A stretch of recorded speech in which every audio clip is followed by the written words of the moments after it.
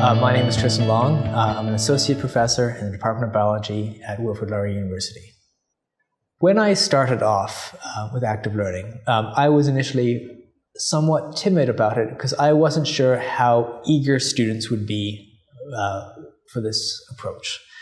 It is somewhat intimidating because you're taking risks. It's very easy to go the traditional route with standard lecture style. Active learning is a bit scary initially, and you might think, well, are the students even going to be very receptive to this? I was really surprised at how eagerly and how enthusiastically students engaged and were excited about active learning. They wanted something different. They wanted something they couldn't get out of the textbook. So in my classes, when we do active learning exercises, when we do role-playing games, when we do simulations and things like that, these are things that students cannot get from, do not get from the textbook, which they will not necessarily get from more traditional lectures. They have a reason to be there, something that they're participating in, something that they will take away as a memory. Hopefully, will take that in as they're learning. And I found that students are extremely excited about these exercises. Well, my advice to any faculty member who's thinking about switching up their teaching style and going to a more active learning exercise is that it is remarkably easy to do. You don't have to change everything at once. You can start off small. My first year, I tried one or two small exercises. They worked well. The next year, I added more and more on. So you can build into them. By now, after having taught Bio 111 for 7 years, I've developed a wide range of different activities. Things that I can swap out in and out depending on what works and what doesn't. I refine them from year to year. And the students are remarkably forgiving.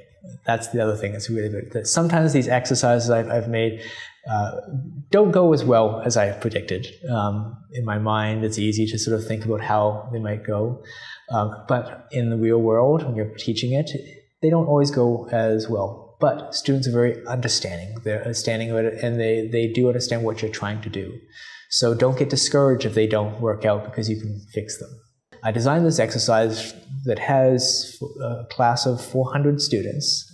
I had about hundreds of foam balls, and I had students acting out the roles of lynxes, and most of the students acting out the roles of hares. And the lynxes would predate on the hares by throwing the foam balls. If they were successful, the hares died. If the lynx were successful enough, they ate enough hares that they could reproduce, and their numbers would go up.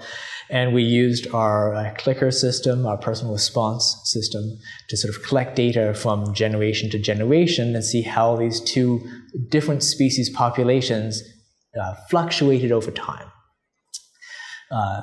In principle, this was a very straightforward thing.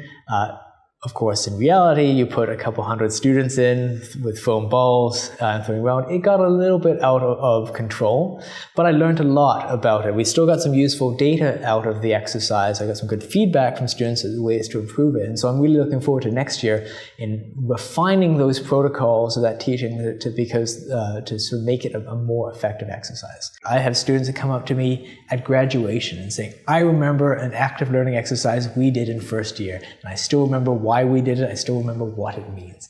That's really rewarding to me as an instructor, but I think even more importantly, it's more rewarding to the students because it means they're actually benefiting from being in that class.